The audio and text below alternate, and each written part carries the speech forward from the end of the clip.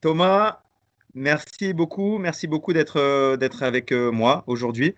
Oui, Euh, donc un palmarès exceptionnel, numéro un mondial sur la saison 2019, numéro un mondial IBJJF, Black Belt. C'est quelque chose qui s'est jamais fait dans le milieu du grappling français. Et si on devait commencer cette interview un peu fort en mettant en perspective cette performance, est-ce que tu pourrais situer euh, derrière cette performance, si on essaie de regarder les Français qui ont le plus performé, ça a été jusqu'à où? Est-ce qu'il y en a qui ont réussi à rentrer dans le top 10, dans le top 20, dans le top 30? Est-ce qu'il y en a qui ont réussi à gagner des championnats d'Europe, Black Belt, où on pourrait situer la performance des Français sur l'échelle mondiale du JJB de manière générale? alors moi je vais parler vraiment en jiu-jitsu brésilien, mais moi je suis spécialisé dans nogi, sans Mhm. kimono. Donc sur cette partie-là, dans la fédération IBJJF, je pense que je suis le premier Européen à avoir gagné la place numéro 1 en ranking nogi. Euh, Après, au niveau des autres Français qui suivent derrière, j'ai vu très actif et vraiment d'un bon niveau, un international vraiment plus que correct, Kenji, qui est un très bon combattant. Je pense qu'il y a des petites failles, mais il va beaucoup évoluer, prendre de l'expérience et surtout, si je parle de failles, c'est parce qu'il arbitre en même temps et tout. Donc, ce que je veux dire, c'est que je ne l'ai pas vu vraiment peut-être à 100% sur un circuit comme moi, je l'ai été à 100% entièrement, que ce soit la prépa, le temps, tout. Donc voilà, moi je trouve qu'il y a Kenji qui fait vraiment quelque chose de bien. Et vraiment, dans la performance sur du résultat, j'ai vu Anthony de Oliveira en black belt. Je crois qu'il n'a pas perfait sur les pannes, mais je crois qu'il a gagné l'Europe Nogi, qui commence à être un sacré niveau. Faut savoir que bon, tu as le championnat du monde qui est le numéro 1 des tournois. Ensuite, le deuxième plus gros tournoi du monde, c'est les Panamérica. Et le troisième, c'est le championnat d'Europe. Donc, Anthony Oliveira a gagné l'Europe Nogi. Voilà. Moi, j'ai gagné les Panamérica et j'ai gagné deux fois, dans 2 années consécutives, le championnat d'Europe. Après, en dehors de ça, en black belt, vraiment Nogi, j'ai pas spécialement vu de résultats Pas à vraiment ce sur les niveau-là. points. Non, pas à ce niveau-là. Ouais. Et en plus de ça, en plus du fait que tu as réussi à être numéro un mondial, ce qui est incroyable, tu as déjà donc, t'as performé, comme tu dis, sur les championnats d'Europe deux fois, sur les Panam. Tu as aussi des titres en Grappler Quest et Naga, il me semble. Oui. Fila, tu avais pris des titres en Fila aussi. On va dire que en ordre à peu près, j'avais gagné le championnat de France FILA. Ouais. J'avais enchaîné dans la même saison du coup le champion d'Europe FILA en 2010. Ensuite, j'étais parti, j'ai fait finaliste UFC Fan Expo et j'ai gagné le championnat du monde après à New York, Naga. Et j'ai enchaîné en 2012 et j'ai gagné le World Series, le championnat du monde Grappler Quest. Mais au-delà même, il y a eu deux choses symboliques sur ce tournoi au Grappler Quest, c'est que c'était le Grappler Quest à ce moment-là, c'était quelque chose de très médiatique, où il y avait des bons noms. Alors, c'était pas forcément un tournoi où il y avait 4, 5 combats durs et tout, mais si tu avais deux noms, deux combats, deux gros noms, c'était très médiatisé. Donc à ce moment-là, moi, je gagne déjà à Las Vegas, symbolique. Et je gagne contre Sean Roberts qui venait de sortir d'une grosse télé-réalité sur le comité. Et il s'était fait la guerre quand même avec en concurrence Kinan. avec Kenan Cornelius. Et je crois que c'est Kenan qui gagne à la fin en Nogi au bout d'un match de 20-30 minutes, un truc comme ça. Il gagne. Et Sean Roberts sortait deuxième du comité. Et moi, je crois que je le prends dans les mois qui arrivent et je le soumets en guillotine en 1 minute 30. Ça avait mis un choc dans la salle à Las Vegas. Ouais. Cette guillotine, c'est un peu ton gros point fort. Je sais que quand tu vas dans les stages, les mecs, ils veulent que tu démontes la guillotine. Et je sais qu'aussi, souvent, tu démontres pas la guillotine parce que Ouais. tu dis, tu dis, voilà, moi, la guillotine, elle me vient. Ouais. C'est pas que j'ai une technique particulière, c'est pas que c'est je crée un jeu qui fait que au bout d'un moment, le mec place sa tête à cet endroit-là. Est-ce que tu pourrais étayer un petit peu là-dessus? C'est exactement ça. Alors, les premières années, je pense que j'étais axé quand même sur la guillotine, les placements techniques et tout ça, mais après, ça s'est vite enlevé. C'est-à-dire que c'est quelque chose quand même instinctif. C'est je pousse à la faute. Maintenant, mes placements font que, et parfois je me jette sur la tête. Mais maintenant, aujourd'hui, avec l'âge et l'expérience, je ne me jette plus du tout sur la tête parce que j'ai pris beaucoup plus d'importance dans la stratégie, dans la gérance de mes combats sur la fin de ma carrière, donc beaucoup moins d'attaquants. Par contre, beaucoup plus défensif, beaucoup plus fermé, beaucoup plus de contrôle de timing, de temps, des avantages, des points. Donc automatiquement, j'ai peut-être un peu perdu l'efficacité sur la guillotine, mais je sais par contre pousser à la faute. Et c'est vrai que du coup, quand je fais des stages, on s'attend souvent que je montre la guillotine, mais je ne la montre pas. Et encore moins de technique. Et les gens ils sont souvent un peu étonnés. Mais en fait, comment dire, un exemple, c'est à haut niveau, c'est comme si en boxe, tu viens et tu veux expliquer le placement du coude ou du poing exactement en boxe sur un match en finale, tu vois, pour la ceinture WBC, tu vois. Et le boxeur, lui va te dire, regarde, c'est la manière dont je me déplace, la manière dont je le provoque en avant, la manière dont je fais le pivot, et là, je lâche mon coup de poing.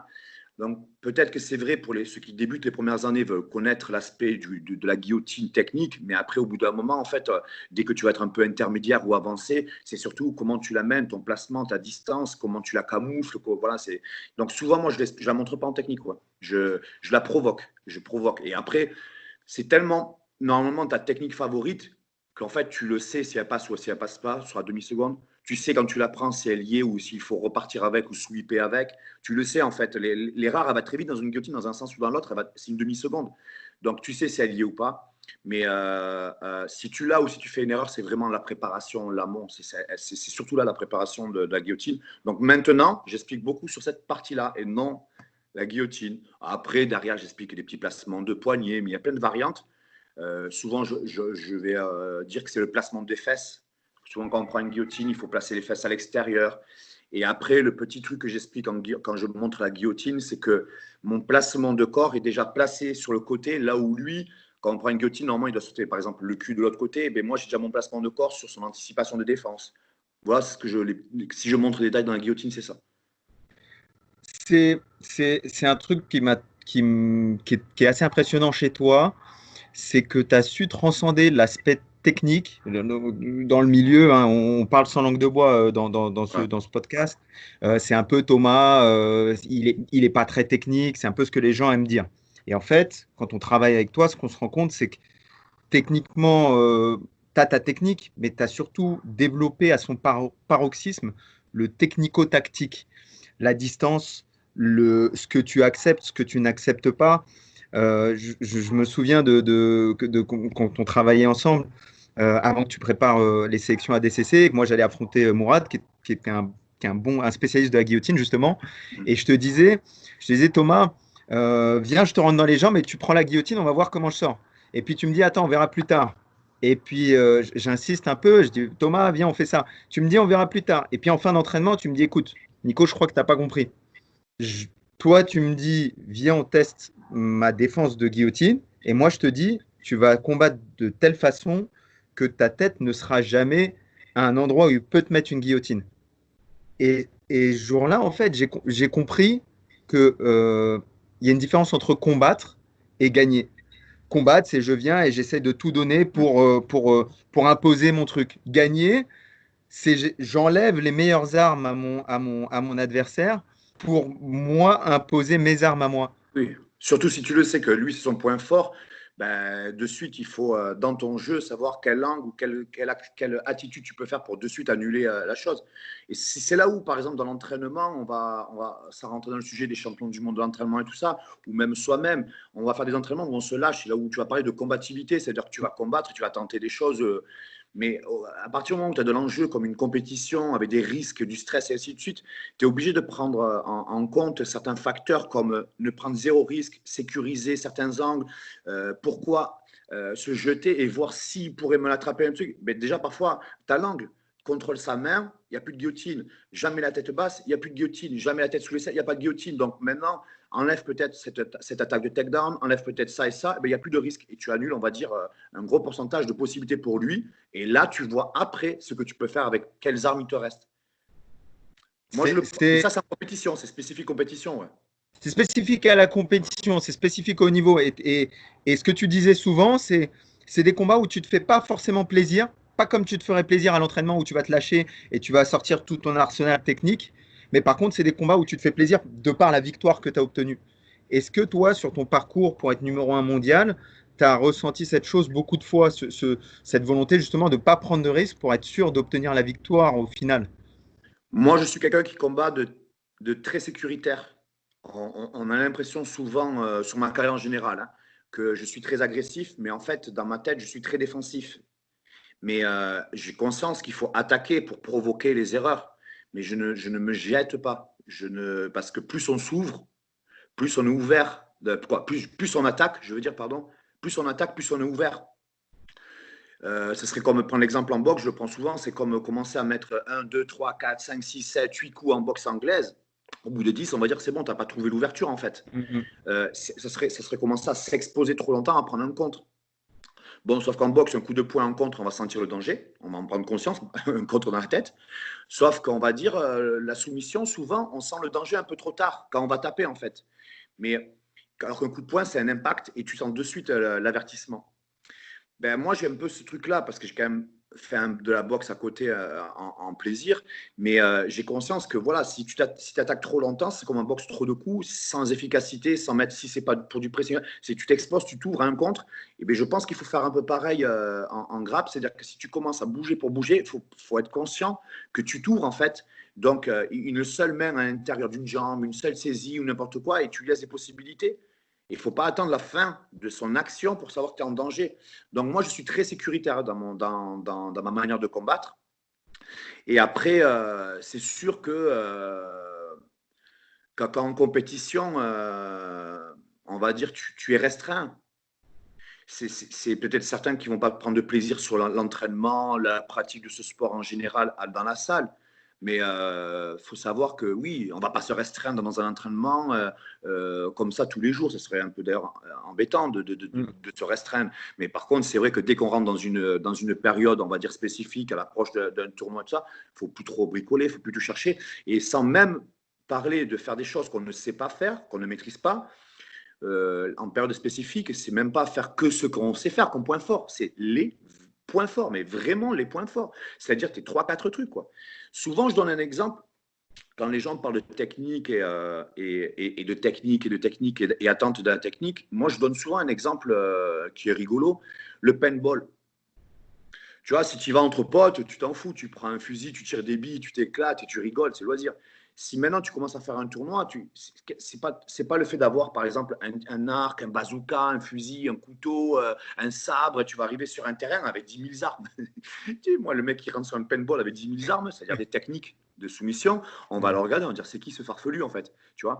Par contre, tu vas te méfier d'un mec qui a juste peut-être une seule arme, quelle que soit l'arme, mais il la maîtrise, quoi. Tu vois, le mec, il la nettoie, il la maîtrise parfaite. Mais par contre, ce mec-là, ce qu'on va voir, c'est entre guillemets le léon, souvent je dis, c'est que ce mec-là, il a une arme, peut-être pas celle qui va impressionner le plus ou la dernière technique, on s'en fout. Mais le mec, quand il va rentrer sur le terrain, et c'est là où moi, je ne parle pas forcément de technique, mais de détail. Souvent, les gens disent Thomas, il n'est pas technique et tout. Peut-être, pas de problème. Je ne suis pas le plus technique. Et d'ailleurs, j'ai arrêté il y a très longtemps d'apprendre des techniques pour des techniques.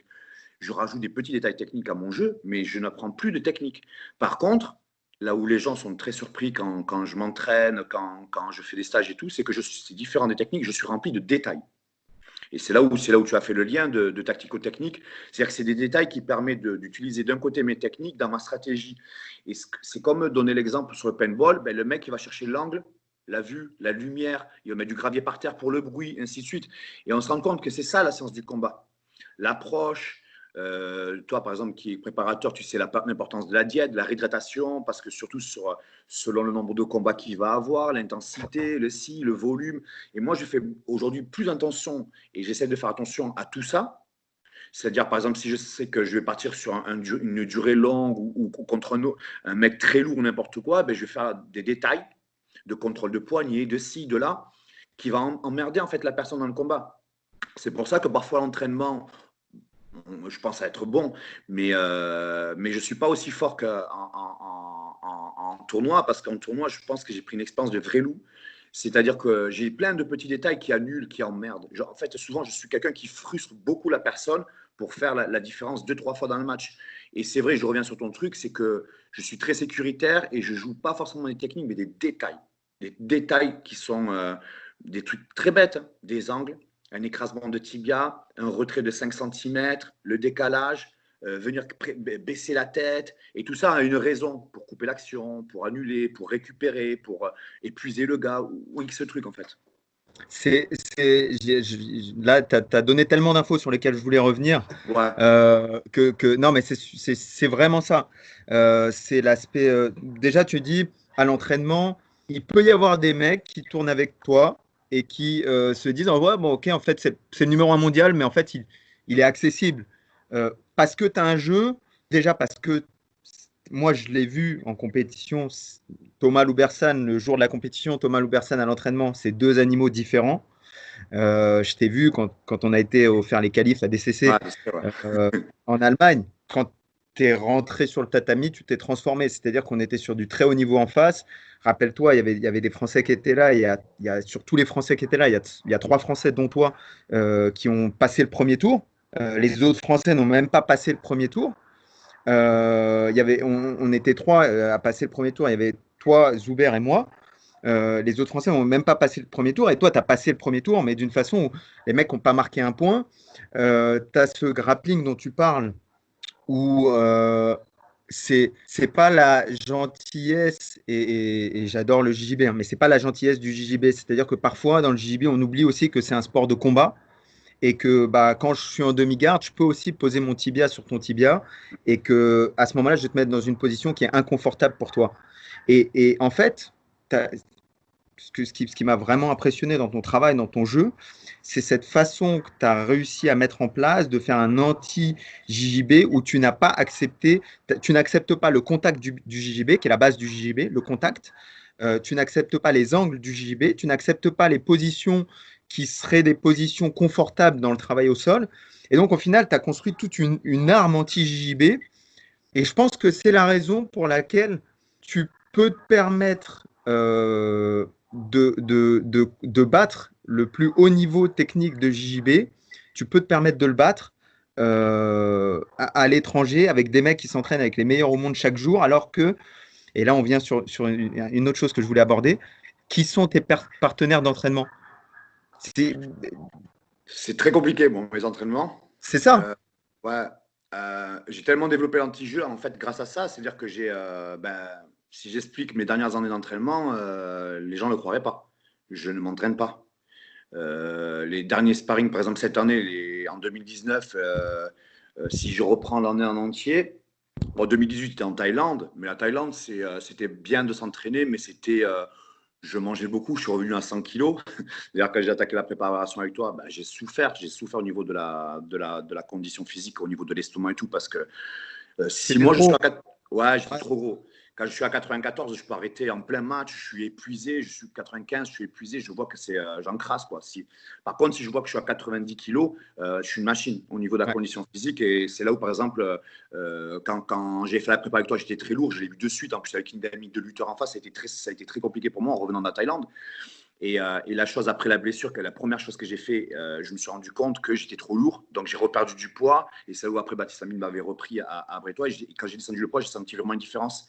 Parce que les premiers circuits training qu'il m'a fait, il savait ce qu'il faisait, mais Mm. j'étais trop lourd. Mais je reviens sur le truc de jiu-jitsu. C'est pour ça que j'ai perfé beaucoup en IBJJF. C'est-à-dire que j'ai fermé tout un monde contre un mec jiu-jitsu brésilien parce qu'en fait, j'avais personne de quoi m'entraîner. Mm. Cette année, j'ai fait un mois de préparation avec toi, un mois et demi, en début Mm. d'année 2019.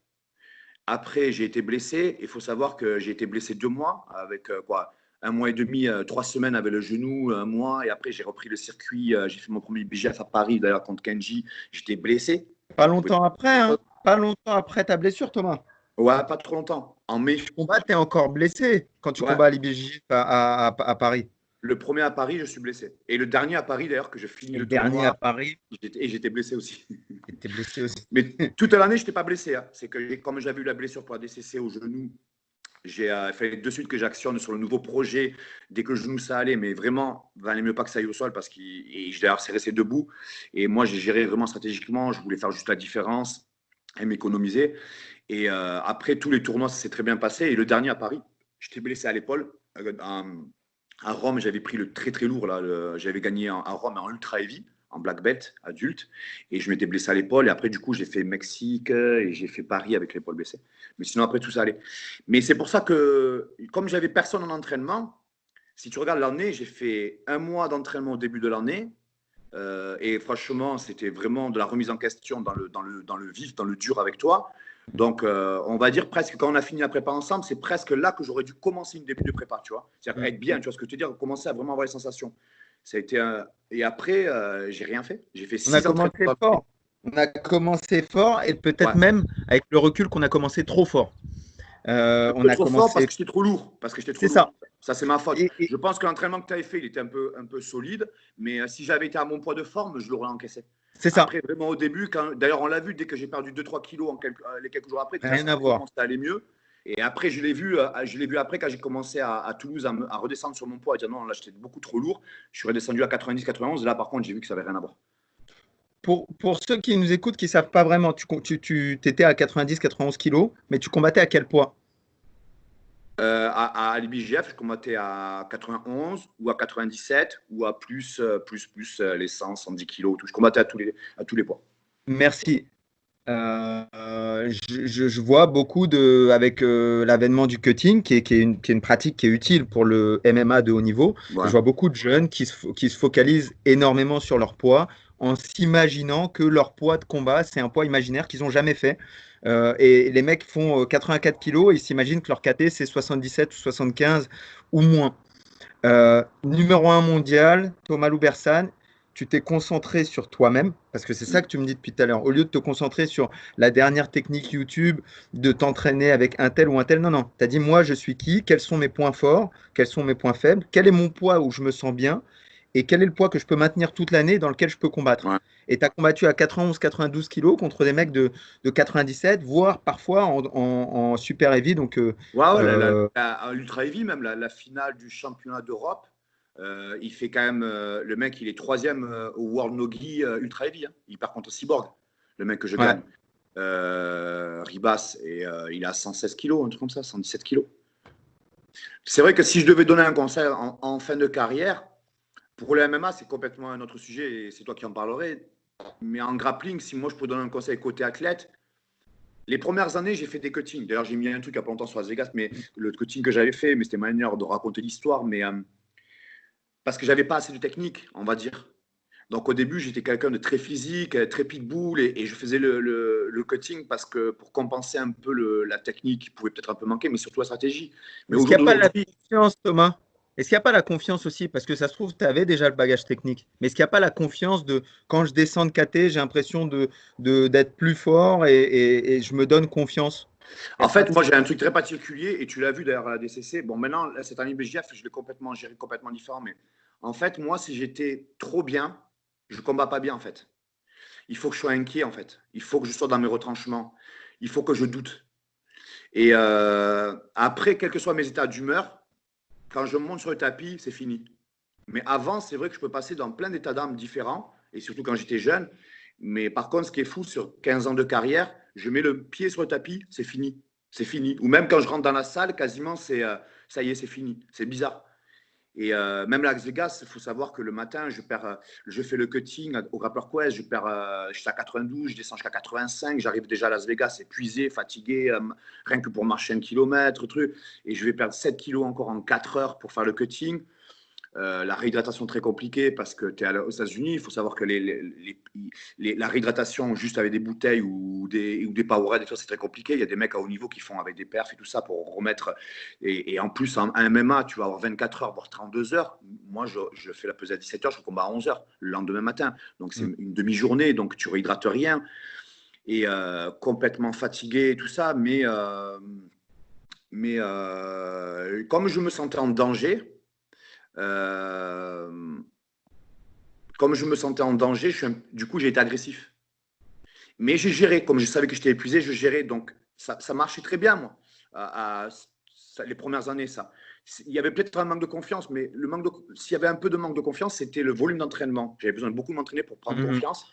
Mais par contre, pour moi, rien à voir. Quand j'approche le combat, et d'ailleurs, moi, je le sais, les gens autour peuvent me regarder bizarrement, mais je peux être de différentes manières avant le combat. Mais moi, dans ma tête, je me rassure parce que je sais que de toute façon, quel que soit l'état où je suis, quand j'arrive dans la salle, c'est fini. Quand je monte au tapis, c'est parti. Et en fait, toute cette attente, elle est chiante, elle est longue, et c'est là où un peu parfois, voilà. Mais et même si je suis pas bien, c'est même bien pour moi.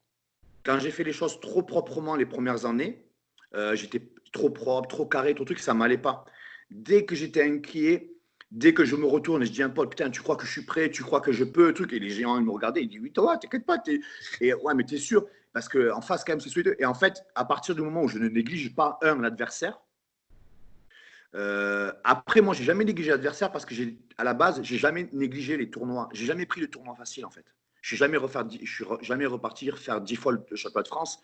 Et ça aurait pu être même derrière une erreur parce que si au bout d'un moment tu crois que c'est acquis, c'est facile et tout, c'est là où tu peux faire des erreurs. Moi, j'ai toujours besoin d'aller chercher déjà un tournoi qui est dur et du coup qui te fait sortir tes tripes en fait et du coup qui t'amène à douter et c'est pour ça que parfois je doute et ça et je me dis ben voilà, là le prochain ADCC, bon maintenant j'ai 40 ans, j'ai beaucoup d'expérience, mais si, par exemple, je l'approche avec une grosse prépa et qu'à la fin, j'ai un peu de doute et les 2 jours d'avant et tout, mais il faut me laisser tranquille, en fait. Il faut me laisser un peu douter et tout.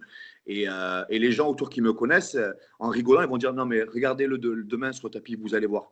Et alors que, mais attends, il y a des gens, ils avaient l'impression presque que j'allais pas le faire ou partir Mmh. ou truc. Non, j'ai beaucoup, beaucoup, beaucoup combattu. Et le lendemain, quand je monte sur le tapis, que j'ai fait la fila, le grappler quest, les pannes, etc., le lendemain, je mets un pied sur le tapis, c'est parti.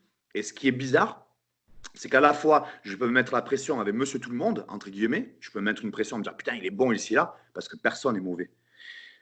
Mais par exemple, si demain on me met, je sais pas, un Matheus Diniz, un Santana, un Galvo et compagnie, eh ben je suis, je sais Ça pas te si on dit, transcende. hein? L'objectif te transcende. Ouais. Et, et l'objectif te transcende. Est-ce qu'on peut dire que du coup, tu vas chercher un objectif d'autant plus grand et c'est ça vraiment qui te donne la force? Ben, ça me donne de la force et au moment clé, ça me déstresse en fait. Hmm. Je sais pas si c'est un lien, quand on dit dans les grands événements, on voit les grands sans m'envoyer des fleurs, mais c'est vrai que parfois, quand j'ai fait des grands événements ou quand j'ai tourné avec des grands noms comme Barbosa, Gabo et compagnie, ben parfois, je suis moins stressé que de prendre un mec lambda. Parce que le mec lambda, tu as beaucoup moins de repères, beaucoup moins d'informations. Et par contre, quand tu prends un grand nom ou un grand tournoi, au moment d'assurer, ben, j'aime ça. J'aime ce moment. Attends, là, il faut assurer. J'aime ce truc-là, tu vois. Le prochain ADCC, j'y vais parce que, alors que je pourrais m'arrêter à 40 ans, numéro 1 budget, j'y vais parce qu'il n'est pas gagné d'avance. Et je sais que je Est-ce vais. que, est-ce que d'aller, parce que tu as beaucoup voyagé, tu as énormément voyagé à l'étranger pour tes entraînements, etc. Est-ce que d'aller tourner avec, comme tu l'as fait à un moment à Athos avec Galvao, est-ce que d'aller tourner en Thaïlande comme tu l'as fait avec Barbosa, est-ce que ça t'a réconforté sur ton niveau? Est-ce que ça t'a rassuré? Est-ce que finalement, tu as humanisé ces mecs-là en se disant, bon, ils sont forts, mais ils sont accessibles, quoi, au final. Alors, les voyages que j'ai faits sont différents. Toutes mes premières années, bon, déjà, en premier, je dirais qu'une carrière sans avoir voyagé, c'est pas possible. Ok. Chaque voyage, c'est de l'enrichissement. C'est t'apprends des choses. Maintenant, tes bases sont ton club, ta racine. Tu peux vivre en France très bien et faire les choses. Je reprendrai un exemple en disant que quelqu'un qui voyage tout le temps, qui bouge tout le temps, sans racine, c'est pas bon. Hmm. Et quelqu'un qui reste tout le temps à la maison, c'est pas bon aussi. Donc moi, je pense qu'il y a un équilibre à faire. Moi, je dissocie pas le sport et la vie en général. Moi, je pense qu'un bon équilibre, c'est comme avoir papa-maman, que ce soit toi ou que tu sois l'enfant. Ce que je veux dire, c'est que si on prend cet exemple-là, on va le comprendre assez simplement, les discours de est-ce qu'il faut changer de club. Moi, pour moi, il faut avoir un papa-maman, c'est-à-dire tes racines, tes bases, ton éducation. Par contre, on sait qu'à un certain âge, quand tu as un peu appris les bases et tous les fondamentaux avec tes parents, ben, ça s'appelle être un vieux garçon à un certain âge. Et si on prend l'exemple que tu restes jusqu'à 40 ans et que c'est un ami à toi, cette personne-là, tu vas savoir qu'il n'a rien appris de la vie, malheureusement, tu vois. Même ça va en devenir néfaste. Et si on prend l'exemple carrément inverse, quelqu'un qui voyage mais qui n'a pas eu de parents, ce qui est plus mon cas, ben, à un moment, ça manque aussi. Hmm. Donc moi, je pense qu'il faut un bon club, une bonne base avec tes parents, entre guillemets, celui qui t'apprend les bases, qui te donne des valeurs, qui ne sont pas que juste les techniques, les techniques, les techniques. Bien sûr qu'à un moment, tes parents, comme une décennie après ou 2 décennies après, ils sont dépassés par l'informatique, par la nouvelle mode, par les trucs. Et voilà, mais comme un entraîneur peut être dépassé par les nouvelles choses. On l'a vu en boxe aussi, il y en a qui ne suivent pas les nouvelles tendances et tout, mais ça n'empêche pas qu'il y a les valeurs, il y a la confiance, il y a une relation qui sont très importantes. Et après, les voyages. Chaque voyage, moi, ma carrière sans mes voyages, je ne pense pas que j'aurais pris déjà autant de plaisir, que j'aurais appris, que j'aurais eu ce niveau, que j'aurais pas eu la rencontre avec Roberto Letton, qui a été un très gros déclic. Donc, Est-ce que c'était lui tes racines au final? Toi, ta fondation, ta racine, quelque part, même si vous ne travailliez pas ensemble toute l'année, mais l'endroit où tu te ressourçais, où tu retrouvais un guide qui disait, écoute, tu es dans la bonne direction ou pas, est-ce les, que les, c'était pas l'état toutes les premières années où j'avais besoin d'un guide, c'était lui. C'est Je ça. m'y retrouvais. Souvent, on dit, voilà, hein, ça rentre dans le truc de psychologie, on cherche son propre miroir. C'est-à-dire que les tombes, ça m'a parlé parce que c'est ce que je cherchais aussi, ou que c'était la future étape qu'il me fallait. Moi, ça a été la rencontre. Et j'y étais 8 voyages au Brésil. Et j'ai beaucoup, beaucoup appris. Je pense que j'ai fait toutes mes bases, et pas que technique et tout ça. Il m'a appris beaucoup de choses. Et il y a même des choses que j'ai compris beaucoup plus tard en grandissant, en fait. C'est quelqu'un de très riche, de très important, de très fort, et ça m'a beaucoup parlé. Après, voilà, mais j'ai fait les premières années au Brésil. Et je les referai, parce que c'est ce qui m'a fondé. Mon état d'esprit, plus bagarre que, on va dire, que trop carré, c'est le fight spirit et tout ça. Moi, je l'ai vraiment appris là-bas dans le dur, donc ça me parlait parce que moi, j'avais une enfance dure. Euh, Après, par contre, j'ai trouvé en Nogi, hein, pas en MMA et en jiu-jitsu brésilien. Après, au bout d'un moment, tous les meilleurs Brésiliens sont partis aux États-Unis, et c'est pour ça qu'après, j'ai commencé déjà, parce que je commençais à être plus haut niveau.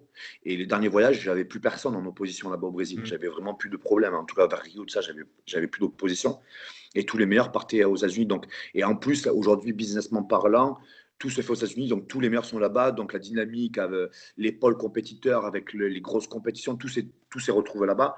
Donc ensuite, j'ai plus été au Brésil, j'ai été aux États-Unis. Et là, par contre, on apprend la compétition. On apprend, là, c'est là peut-être vraiment où j'ai fait mes premiers entraînements comme de haut niveau, on va dire. Ça veut dire que Mm. sur un tapis, tu as 5-6 champions du monde actuels.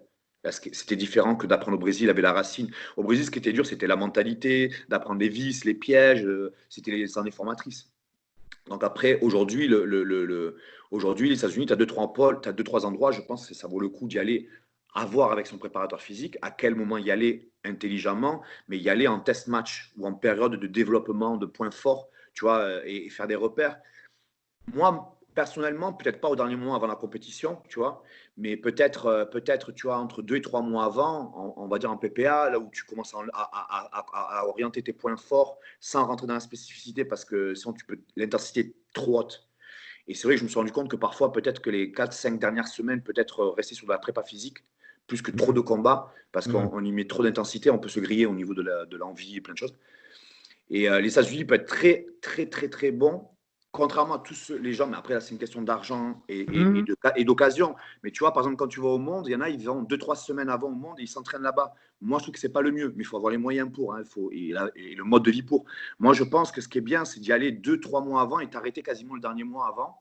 Et le dernier mois, tu fais qu'une séance ou deux, et avec des mecs que tu règles, et à la limite avec un préparateur physique, tu vois, qui te maintient, mais zéro risque de blessure, zéro risque de t'épuiser, parce que le niveau est tellement fort que mentalement, c'est plus dur les entraînements que les combats, quoi. C'est Parce que plus dur que ce que tu auras ouais. à la compétition, quoi. Ben oui, parce que la compétition, tu vas avoir quoi? 3 matchs. Ou le Mm. World, tu as 2 matchs, le lendemain, 2 matchs sur 2 jours, 2 fois 10. Sur le tapis, par exemple, quand j'étais chez Atos, tu as Barbosa, Galvao, Duarte, et ainsi de suite. Tu les prends tous d'affilée, 10 minutes, tous d'affilée, avec 2 minutes de pause, tous d'affilée, 10 minutes. À un moment, tu dis, c'est bien vos tournois, c'est le cas d'entraînement qui est beaucoup plus dur. Tu n'as pas de récup, l'intensité est la même, tu as des mecs parfois qui sont plus expérimentés que les mecs que tu vas prendre, en tout cas peut-être au premier tour du World, tu vois. Mm. Donc, euh, donc attention au bon moment. Par contre, vraiment, c'est la haute performance. C'est les États-Unis pour moi aujourd'hui, parce qu'en plus, bon, ça rentre dans notre sujet, et tu vas t'y connaître plus que moi, mais c'est une culture de préparation physique, c'est une culture de spectacle, c'est une culture d'événements de haut niveau. Donc, ils savent l'approcher, ils ont la mentalité, ils sont relax, mais à la fois, ils savent s'entraîner, bon, plein de choses. Donc, les États-Unis, c'est vraiment important sur ça. Et après, le parti du voyage que j'ai fait en Thaïlande, euh, je l'ai fait pour X raisons, parce que j'ai eu un problème dans une salle que j'avais, j'ai eu un incendie, donc j'avais plus trop de moyens, j'avais tout perdu sur un incendie, et du coup c'est un ami à moi, Thierry Picard, qui m'a vraiment sortie de, on va dire, ouais, poussée de sortie des cendres parce que j'ai eu un incendie sur la salle pendant des travaux et il m'a dit reste pas là Thomas, il m'a donné un coup de pouce, il m'a dit pars t'entraîner où est-ce que c'est le moins cher et il m'a donné un coup de main. Et je suis parti du coup dans un endroit où c'était pas cher de vivre parce que j'avais pas beaucoup d'argent et j'ai été là-bas et j'ai fait beaucoup de prépa, mais en fait c'est vrai que quand même tu t'entraînes, c'est la plage, c'est le soleil, il n'y a pas trop de jujis, donc tu fais quand même des entraînements cool, mais voilà, peut-être en hors saison, la Thaïlande c'est fabuleux. Je pense Pas qu'en mal hors de saison, bons lutteurs, non? Pas mal de bons lutteurs. de bons lutteurs, ouais. Mais en fait, après, tu vois, les entraînements, tu as une demi-heure, tu as 2 entraînements d'une heure, par exemple, au Tiger Muay Thai, qui sont très bien. C'est que du sparring, mais tu as 2 entraînements par semaine. Et c'est 2 entraînements de 1 heure et quart, pas plus. Et sur les 1 heure et quart, tu as 10 minutes d'échauffement, 20 minutes de technique, et donc tu as 30 minutes de sparring. Donc tu as Mhm. 30 minutes de sparring 2 fois par semaine. Donc c'est pas beaucoup. Par Mhm. contre, tu as, des attitudes de lutteur, tu as des bons lutteurs en face et tout. Donc tu arrives à te faire 2 fois par semaine 2, 3 rounds bien en lutte, tu vois, mais pas C'est plus. quoi l'importance, Thomas, c'est quoi l'importance de la lutte dans le no-gi aujourd'hui? À quel point c'est important d'être bon lutteur? Ben, je pense que déjà, là, on rentrerait sur un sujet qui fait que Kim et sans Kim, déjà, c'est tout un monde. Mhm. Kim, on se tient. Le sans Kim, il n'y a pas, on ne se tient pas. Donc, à partir du moment où il n'y a pas un Kim pour être saisi, ça veut dire qu'obligatoirement, tu as des espaces, tu as les mouvements, tu as la dynamique de mouvement qui est complètement différente. Quand on te saisit, ben, faut accepter, il faut travailler là où tu es. Mais si on comparait la lutte et le judo, voilà, c'est complètement différent. On le voit, la notion par exemple, le avant en arrière, en haut en Mhm. bas, en lutte est complètement différent du judo. Parce qu'il y a le ki, mais on te saisit. Une fois qu'il est saisi, c'est parti. Mais alors que nous, non. Donc, quelqu'un la lutte est très importante en nogi, bien sûr, parce que si le mec ne te saisit pas, et c'est très compliqué de saisir quelqu'un qui n'a pas de kimono s'il n'accepte pas.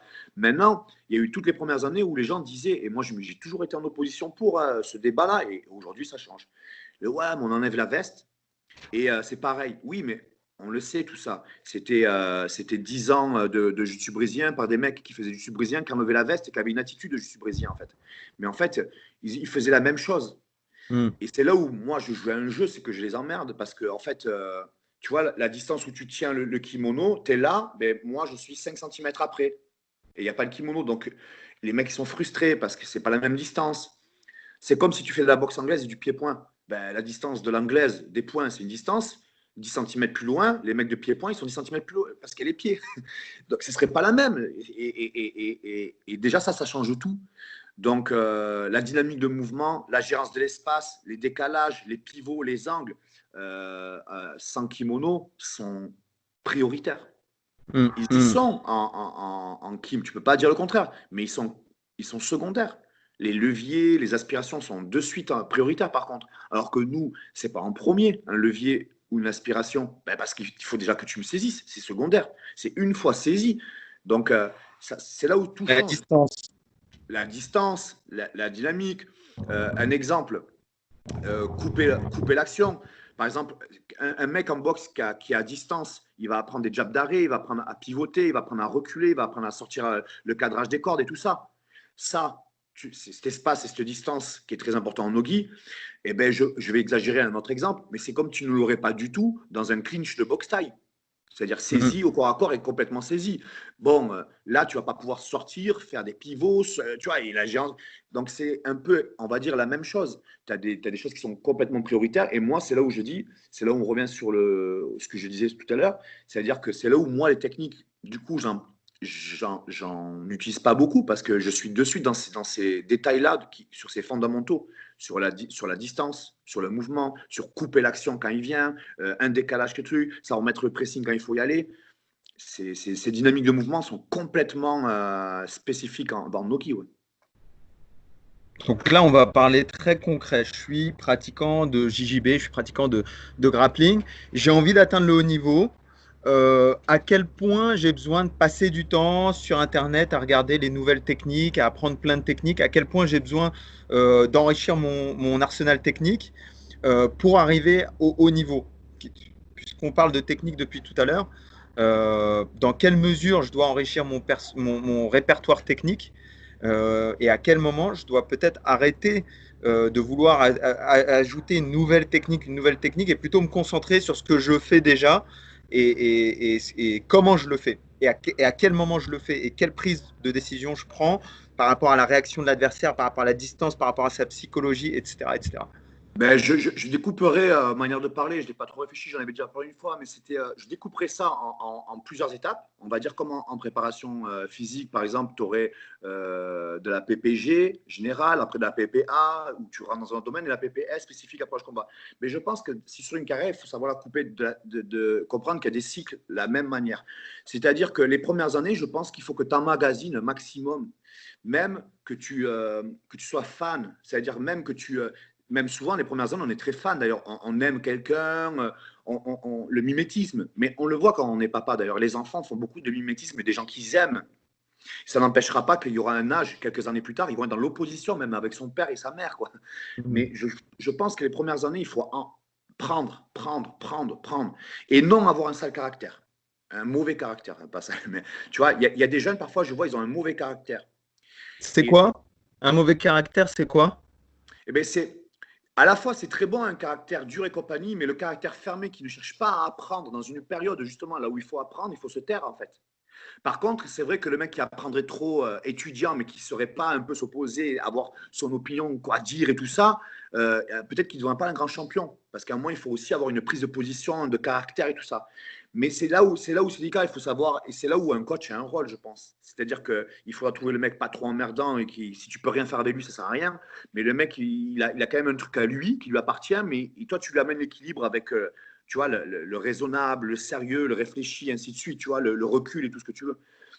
Et donc, si je reviens sur le sujet, ça serait que les premières années, je pense qu'il ne faut pas se fermer, en fait. Il faut s'ouvrir, il faut rencontrer le prof, même si ce n'est pas le meilleur au monde, celui qui te donne envie, celui qui te donne des techniques qui te correspondent, qui te fait voilà, le maximum à magasiner. Donc, les vidéos, oui, beaucoup au début, beaucoup, prends tout, prends tout.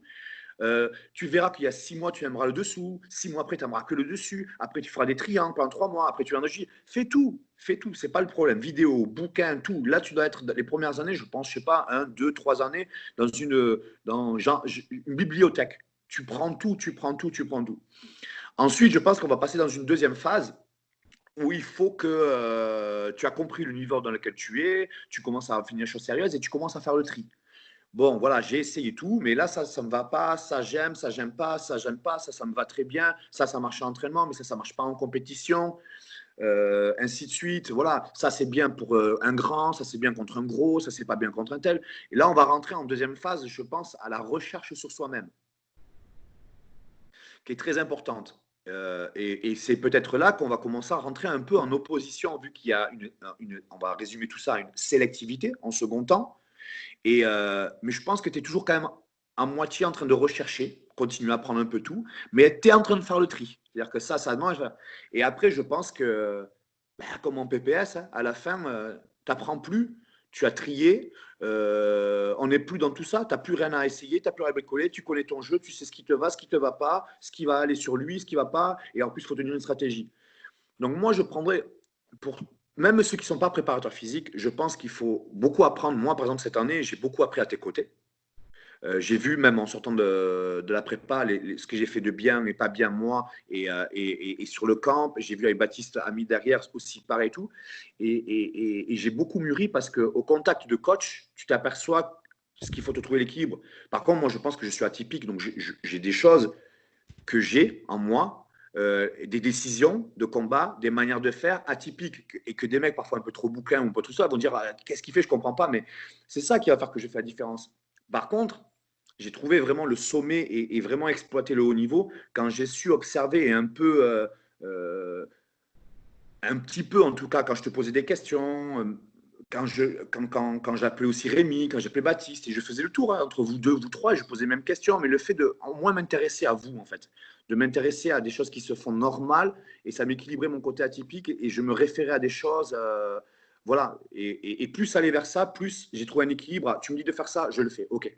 Mais parfois, je faisais mon petit truc, tu Mais vois. c'est énorme, parce que ce que tu dis, c'est que tu es arrivé au plus haut niveau, tu es arrivé numéro un mondial, mais sans, tu n'avais pas de coach de grappling avec toi.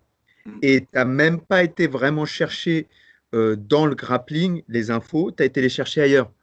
Mais Euh, moi, j'ai beaucoup t'as- appris avec la boxe anglaise. Et là, dernièrement, ce que j'expliquais pour que les gens comprennent, j'ai même beaucoup appris et que mon grappling est devenu meilleur parce qu'en fait, j'ai observé les préparateurs physiques que j'avais à ce moment-là. Comme je n'avais pas d'élèves, pas de coach, ce que je veux dire, et bien la dernière année, si je suis arrivé à gagner ce que j'ai fait, il y a eu beaucoup de stratégies et tout. Mais pourquoi? Parce que j'ai eu toi pendant un certain moment. J'ai eu derrière suivi Baptiste. J'ai eu Rémi aussi un petit en conseil. J'ai eu deux, trois référents qui sont des préparateurs physiques et kinés, on va dire. Et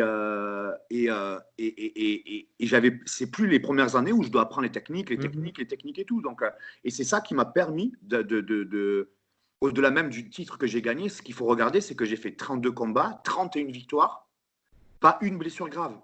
J'ai commencé même le tournoi, le classement mondial, en étant blessé au départ. Mhm. Avant, les années d'avant, quand j'étais, je me blessais un combat sur deux. Parfois, les tournois, j'en faisais pas parce que je me blessais chaque fois souvent avant, parce que si là, j'ai fait 32 combats, 23 tournois en 6 mois. Et pourquoi? Parce que je me suis beaucoup référé à des préparateurs physiques et ça me bridait, en fait, ça me bridait, ça me canalisait dans mon truc à moi où j'aurais peut-être lâché un peu trop les chevaux ou fait des erreurs, en fait. Ah, Donc, j'ai mais beaucoup appris c'est par la boxe anglaise et incroyable. par la préparation physique. Le projet était fou. Enfin, 32 combats en 6 mois, tu voyageais, t'as fait, les gens ne se rendent pas compte, mais tu as fait, c'est incroyable. Tu prends l'avion tout seul, tu Ah ouais. vas à Orlando, tu arrives là-bas, tu es tout seul, le lendemain tu combats, le surlendemain tu reprends un avion, tu vas je sais plus où, je me rappelle, tu m'as envoyé un message, tu me dis là je suis à Orlando, je suis à l'aéroport, je viens Chicago, d'arriver, j'arrive à New York. et Après, demain je repars pour Chicago.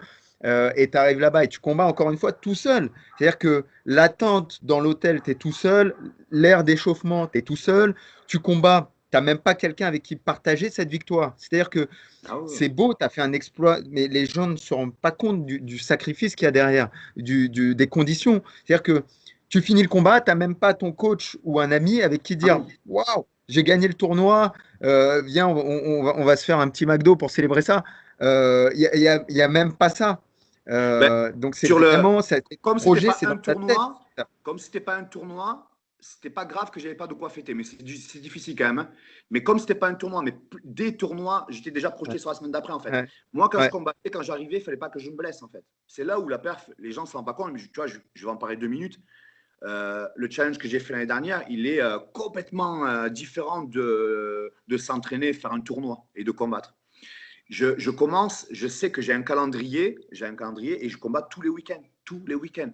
C'est-à-dire, quand je monte sur le tapis, il ne faut pas que je me blesse. Et je ne parle pas même pas d'une blessure grave, une demi-blessure. Parce que si je sors out pendant 3 semaines de quoi que ce soit, je ne mets pas tant de points. Donc, ça veut dire que mon objectif de rêve, il tombe à l'eau. Alors que juste avant, j'avais ma qualif ADCC qui était tombée à l'eau. Donc, je voulais surtout pas qu'encore un truc tombe à l'eau. Et là, le truc, c'est complètement fou. Je choisis de faire 23 tournois d'affilée. Donc, tu te dis, sur le papier, tu te dis, comment tu vas faire pour ne pas te blesser, Thomas? Tu t'es blessé très souvent avant. Et c'est là où, en fait, c'est pour ça que dans l'exemple, comment la manière d'apprendre tout à l'heure, j'ai pris d'une manière presque de préparation physique. Et c'est même intéressant, je pense, pour les jeunes à le comprendre, à les apprendre avec les préparateurs physiques. Parce que si la manière d'apprendre les techniques, eh bien, les premières années, tu apprends, ensuite tu sélectionnes, et en fait, tu fais que, à la fin que de. Les dernières années, quand tu as un black belt, on ne bricole plus, c'est que du détail, que de la stratégie. Et je pense que, tu vois, c'est ce qui m'a fait gagner l'IBJJF. J'avais un de la lutte dans un domaine de jiu-jitsu brésilien, donc l'antipode, et j'ai su le jouer. Et deux, j'ai su être encadré par des préparateurs physiques et ainsi de suite. Et à ce moment-là, en PPS, ça serait avant le combat. Mais si on te dit pendant le combat et entre tous les combats, qu'est-ce qui est l'élément clé? La récupération. Donc, j'étais même plus dans la PPS. J'étais comme une équipe de football que tu veux, dans la récupération. Donc, il faut savoir que les 6 mois, je n'étais pas en train de me dire je vais combattre, il faut que je sois plus fort et tout. D'ailleurs, on faisait que me dire Thomas, calme-toi, parce que j'avais l'impression de ne pas m'entraîner. Et c'est très dur quand tu es combattant de te dire faut pas que je m'entraîne, hein, sinon je vais perdre. Mais tu dis mais non, il faut que je m'entraîne, sinon je ne vais pas gagner. Et non, non, non, non, Thomas, il faut que tu récupères. Et en fait, je m'ai aperçu que j'ai passé 15 ans d'années de vie à tout le temps être dans la hors zone de confort. Et là, pour la première fois de ma vie, on me dit non, stop. Et là, c'est les préparateurs physiques qui m'ont compris que là, il faut que tu y ailles, là, il faut que tu t'arrêtes, là, il faut que tu récupères, là, tu. Et en fait, le challenge, je passe 6 mois hors zone de confort, plus de la moitié du temps, en fait.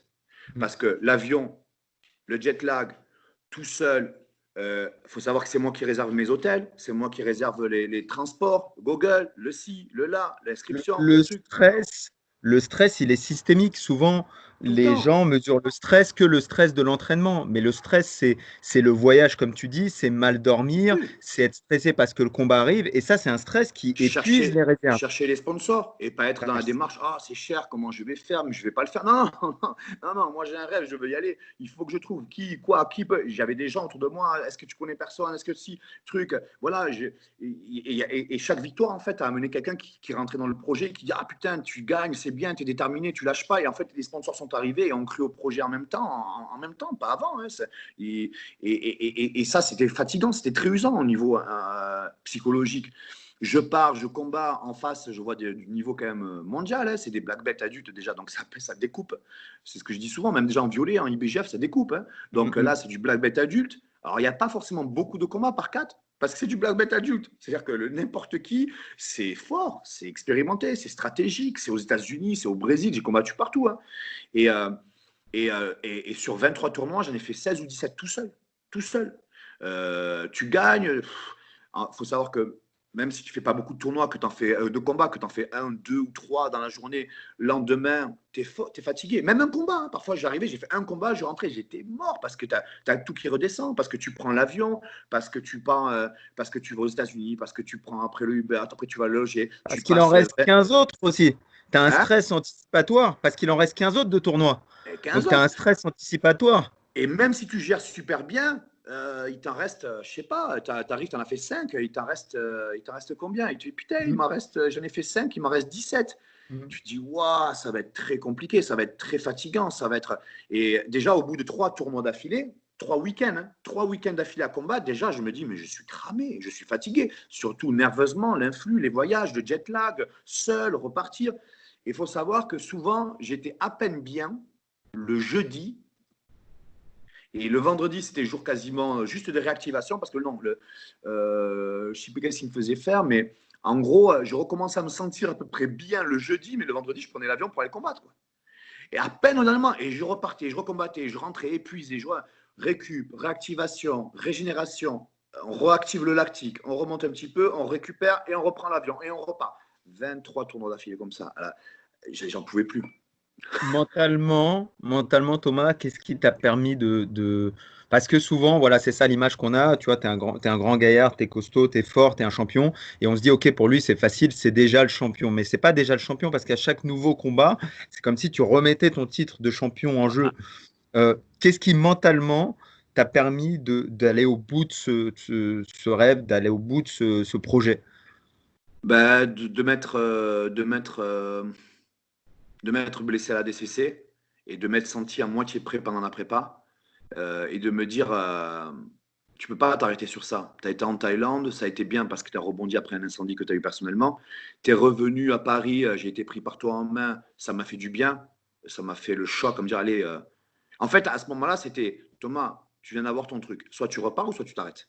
Voilà. Tu as eu la blessure, c'est pas une blessure grave en soi, mais c'est vrai que j'ai eu quand même 3 semaines, on va dire, off. Et je Et crois puis, que un ah, mois et demi. les gens ne savent pas, mais c'est une blessure, c'est tout bête, quoi. On est sur un des derniers entraînements avant la DCC, et puis sur une phase de fin de sparring, il me semble sur une demi-garde ou quelque chose comme ça. Ouais, oui, il a T'as fermé une main à l'intérieur, elle a reçu le ça. part. Donc c'était vraiment que c'était ouais, c'était la fatigue, c'était même je pense que même émotionnellement, je pense qu'il faut que je gère la DCC différemment parce que peut-être que tu vois, j'en faisais un peu trop les allers-retours entre Paris, les ci, les là et tout et que la perte de poids peut-être ça a joué parce que j'étais un peu trop lourd ainsi de suite, bon, il y a plein d'éléments. Mais par contre voilà, ça c'est le chemin comme quoi la vie est bien faite parce que du coup j'ai su réagir et prendre une décision derrière et derrière je pars sur un projet qui est encore plus entre guillemets gros sur le volume de travail et la prise de risque parce qu'elle est énorme Mm. et en fait, du coup, cette année, ça m'a mené déjà un grand titre, même pour la France, pour l'Europe et tout ça, et beaucoup d'expérience qui va peut-être, j'espère, m'aider pour les prochaines qualifs ADCC.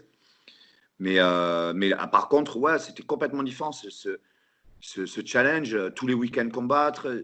Là, c'est même plus de la préparation avant, c'est de la régénération entre les week-ends. 96 ou 97 décollages d'avion entre la prépa en Thaïlande, la préparation pour la DCC et tous les tournois IBJF et les prépas et tout. J'ai fait quasiment 96 ou 97 décollages d'avion. Décollage dans l'année. faut savoir qu'à la fin, je voulais même plus prendre l'avion en fait. C'était même pas combattre, je voulais même plus prendre l'avion, même plus. C'était, j'en pouvais plus, j'en pouvais plus. C'est J'étais normal. seul, presque, et presque la solitude d'être seul en tournoi me faisait du bien parce que moi je récupérais, je dormais, j'avais du silence et tout. Mais il y avait des choses qui sont arrivées, par exemple à savoir, qui est rigolo. Tellement je voyageais, je rentrais en France. À un moment, je me suis entraîné, j'ai fait 5-6 entraînements à Nice. Je repartais. Alors, j'entendais français, après anglais, mais si tu fais une escale à Londres, c'est un anglais d'Angleterre. Tu vois, tu arrives aux États-Unis, c'est un anglais américain. Et selon les États, c'est pas le même accent. Tu rentres en France, la semaine d'après, je combats à Madrid. Madrid, espagnol. Tu reviens, la semaine d'après, tu es à Lisbonne, portugais. Après, tu reviens la semaine, tu pars en Irlande. Au bout d'un moment, c'est vraiment la spécifique au projet. Je mettais un casque de Walkman et je me mettais du rap français.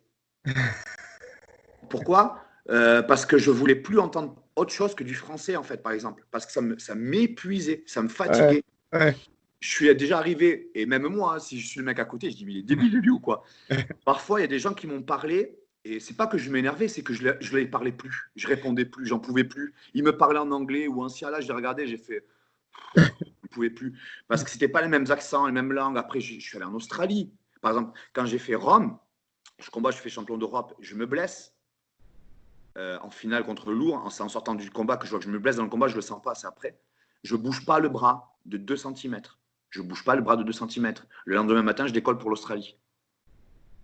Je te laisse savourer les 18 heures ou 24 heures de je sais pas quoi de vol. Le bras, je ne le bouge pas de 2 cm. Tu sais même plus tes temps de vol, les destinations, les arrivées, les départs. J'arrive. Thomas, j'aimerais qu'on revienne sur une chose. Euh, Ton dernier tournoi à Paris, ça te tenait à cœur. Donc, tu fais le tour du monde, tu es numéro un mondial déjà. C'est déjà clôturé. Tu vas Ouais, faire numéro un mondial. Et tu reviens à Paris et c'est le dernier tournoi de ta saison. Tu veux le faire parce que tu veux combattre devant ton public parisien. Mais en parallèle, tu t'es blessé et tu veux pas non plus, on va pas dire gâcher, mais entre guillemets gâcher ce titre en perdant à domicile alors que tu as gagné partout dans le monde. Euh, et, et donc il y a une grosse pression et tu y vas et tu affrontes un combattant de l'UFC qui est un super grappleur, qui est très physique en plus. Euh, euh, Raconte-moi un petit peu ça, comment ça s'est passé. Alors, ça a été une décision qui n'a pas été facile. Je pense même que je t'ai écrit, j'ai demandé à deux, Ouais, trois personnes, donc j'ai tout demandé. Et la veille, on va dire, sur le projet, j'ai pas de risque à prendre. Je venais d'acquérir la place numéro 1 mondial. Il y avait très très peu de chances que Rafi Gaev, le numéro 2 mondial, me rattrape. Il fallait qu'il fasse les 3-4 derniers tournois avec Selou. Il n'y avait pas. Il fallait qu'il fasse un doublé à tout. Il fallait qu'il gagne tout. Et encore moins, il fallait que je perde. Donc c'était quasiment 90% de chances que c'était acquis, quoi. Euh, mais comme j'avais commencé à Paris, là, c'était même plus le tournoi, le challenge en soi, parce que j'ai tout à perdre en fait quand je gagne. Et sans critiquer, parce que justement, je veux que les choses bougent. Mais je me rends compte que déjà, la France, il y a quand même au lieu d'être dans les débats et dans les problèmes et tout, moi, je veux montrer mon exemple. Et par exemple, il faut savoir que sur le dernier à Paris, ben, il n'y avait que moi de Français qui étaient inscrits. Et le premier, il y avait que Samuel Monin, mais il n'a pas pu le faire en Nogi, il avait fait en Kim, je crois qu'il avait perdu NJ. contre. Ouais, et il y avait Kenji, donc on se retrouvait Kenji et moi, les seuls Français Black Belt adultes en Nogi. Oui, ok, c'est une fédé du jiu brésilien et tout, mais les gars, c'est la meilleure fédé qui est, c'est mieux que certains autres matchs, même si c'est du grappling. Dans la fédé du jiu brésilien, c'est la même chose. Donc, il faut savoir, un jour, on enlève le Kim et c'est pareil ou c'est pas pareil, tu vois. Et là, je me rends compte que je fais le tournoi, déjà, je vois aucun Français. Je dis, c'est grave, tu vois. Et moi, je voulais me montrer, je sais pas si c'est par fierté, c'est vraiment dans le sens positif de les gens, il faut y aller, les gars. J'ai 40 ans. Alors, les mecs, quand ils veulent, les combats, ils sont durs, mais moi, j'ai 40 ans, je suis en backbadab adulte, je sors du championnat d'Europe, 2 KT au-dessus, quand même. Mm. Donc, déjà, va le gagner, le championnat d'Europe Black Belt adulte, c'est quand même, il faut aller le chercher, même dans ta 4, c'est performance. Ah, Moi, vous je veux êtes le. deux, tu l'as dit. Vous êtes deux à l'avoir gagné. Black Ouais, Belt, vous êtes deux. Anthony de Oliveira, qui est un voilà, grappleur hors pair, qui gagne tout sur le circuit très fort. Fila et Newaza. Ouais, très fort. Et toi, vous êtes deux. Ouais. Et moi, je vais le chercher en plus 2 KT au-dessus. Donc, j'ai rien à gagner après. Et je me blesse. Mais je me dis, il faut montrer aux Français qu'il faut y aller, en fait. Et surtout chez soi. C'est pas possible. L'Open de Paris en France, il n'y a pas de black belt inscrit. Il faut y Mm. aller. Donc après, moi, je vois qu'il y a un mec, Tom Breeze. Et bon, là, il y a autre chose. C'est un mec de l'UFC. Donc je me dis, c'est bien, c'est quand même le coup médiatique et tout ça. Mais sans vraiment trop critiquer, je me retrouve dans un tabou qui fait que la France est des bons combattants et tout, mais au niveau de la mentalité, pour une partie de gens, ils ne souhaitent pas forcément la réussite de certains Français, en fait. Et moi, je me retrouve, si on regarde la vidéo, et là c'est un constat, hein, il y a des mecs qui m'encouragent, mais ils sont trois dans la salle, en fait. Je ne dis pas que tous les autres critiquent ou quoi que ce soit, mais les autres, ils observent, en fait. Et là-dedans, tu as la moitié qui attendent que je perde presque, pour dire, tu vois, le numéro mondial, mais ça arrête. Il y a des gens, il faut savoir que je suis blessé, j'ai combattu infiltration, je suis parti au Mexique, j'en pouvais plus, Nico. J'étais sur les rotules, c'était même pas, tu vois, de Moi, je tournoi sais en parce tournoi, que de tu me tournoi en l'as dit. tournoi. Comme tu dis, J'étais. tu m'as appelé la veille en me disant, Nico, est-ce que je le fais ou pas? Moi, je me souviens t'avoir dit, Thomas, tu le fais si tu as envie de le faire, tu le fais pas. Tu l'as acquis ta place, tu l'as Ouais. pas volé, tes points, tu les as marqués. Et donc, je me lève le lendemain matin, et forcément, les compétitions, ça démarre tôt. Et je te dis alors, et tu me dis, bah ça y est, j'y suis. Et puis après, t'as gagné le match, etc. Mais, Ouais, euh, mais, mais oui, je savais que tu étais blessé, je savais qu'il y avait cette pression. Et je sais que tu es attendu au tournant parce que malgré tout, on a encore cette mentalité, pas pour tous les Français, mais pour certains Français, comme si Thomas il perd, ça me rassure par rapport ouais. à mon niveau quelque part. Et moi, c'est pas Au ça lieu qui de m'a me emmerdé, dire, tu vois. Ce sujet-là, pour moi, n'est pas une place importante, mais comme je me sentais diminué, un, par la blessure, deux, je venais de sortir 22 tournois dans les pattes. Ça veut dire que, mm, Nico, j'ai combattu, j'étais à 50%, j'étais cuit. mm, mm, L'échauffement, j'ai même pas, j'ai fait un quart de dixième d'échauffement avec quelqu'un. Le bras blessé, je peux pas le faire. Un truc, laisse tomber, je suis mort. Je suis fatigué, j'avais même plus d'envie pour m'échauffer, rien. Et je sais que je suis pas un mec. Et d'un côté, le seul truc qui me rassure, c'est le mec du UFC. Allez, j'ai un mec à prendre, c'est un kiff et tout. Nordin Taleb, qui j'ai eu les eu, il m'avait dit attention Thomas, ne le sous-estime pas. il est fort, Il est il est fort, Tom physique, c'est Brady. un mec de l'UFC, donc il met du rythme. Il m'a dit c'est un mec qui s'entraînait chez Renzo Grassi avec Gordon Ryan Dagel, et compagnie. Taylor, Ouais, sa mère etc. et Ouais. Gordon Ryan, toute équipe pendant plusieurs mois. Attention, il cherche à prendre le dos, il cherche à. Si, attention, il m'a dit Thomas. Il m'a dit techniquement, en expérience, c'était au-dessus. Mais par contre, attention, ne le sous-estime surtout pas, il est physique, ainsi de suite. Et d'ailleurs, c'est ce qui s'est passé dans le combat. On ne le voit pas, la blessure, mais normalement, je ne monte même pas le bras gauche à l'échauffement, hein. Et au combat, ben, je le monte parce qu'avec l'adrénaline, tu ne le sens pas. Mais par contre, tu vois, j'ai mis sur le combat de 10 minutes, je fais 5 minutes où c'est moi qui actionne, 3-4 minutes, je mets le pressing exprès tout pour le premier temps. Et en fait, c'est ce que j'ai fait un peu tout sur certains combats. Après, je gère, dès que j'ai marqué mes points et mes avantages, normalement, je gère. Et j'ai tout un travail. Et là, comme j'étais blessé au bras gauche, je ne pouvais pas le contenir en fait. Parce que normalement, par exemple, je fais des choses pour péter les actions avec deux mains, je fais trucs. Et là, comme j'avais la main gauche, je ne pouvais pas, je n'arrivais plus à le contenir à la fin. Donc, il m'est rentré un peu dedans et du coup, il m'a fait monter en intensité, il m'a grillé un peu dans l'énergie et à la fin, j'étais dans le rouge. Alors que si j'avais mon bras gauche, je les aurais coupés, tu vois. C'est comme si tu boxes avec un jab d'arrêt et tu n'as plus ton bras avant et le mec, il te fait reculer beaucoup parce que tu n'as pas ton jab d'arrêt. Et moi, c'est ce qui se passait parce que quand le mec vient, je coupe les actions avec la tête et c'est là. Et je me suis retrouvé en danger à la fin. Et en plus, avec un épuisement, tu sais, au moment, toi, tu es préparateur, mais tu as l'expérience du combat. Tu sais, le moment où tu es épuisé, on y arrive au combat. À un moment, Mm, tu y es. mm. Et tu as le truc des tripes qui sort, tu vois. Et là, tu sais si tu t'es grillé le surentraînement ou pas, ou si, tu vois. Et là, à ce moment-là, putain, je me dis, je suis carbonisé. Je suis carbonisé à la fin. Je dis, Thomas, regarde le chrono, tu gères, tu t'accroches, tu lâches pas. Et là, dans ma tête, c'est juste ne lâche pas. Mais je savais que je t'ai carbonisé, pas physiquement, carbonisé des 22 tournois, enfin, dans les pattes. Ouais, C'est-à-dire ouais. l'envie, la fatigue et tout ça. Dans le combat, moins que la blessure. J'étais gêné par la blessure, mais en fait, comme je n'arrivais pas à faire en tactique, ce que je voulais faire, il me grillait. Mais je m'accrochais parce que je disais non, il faut que je leur montre en France qu'il faut que je gagne. Et après, l'ego et la fierté de me dire non, je suis numéro 1 mondial, on ne me battra pas ici, truc. Mais c'était difficile, hein. C'était difficile en France parce que j'ai senti le silence des gens qui observaient. Je pense que là-dedans, tu as ceux qui sont pour moi et tu as ceux qui m'attendent au tournant.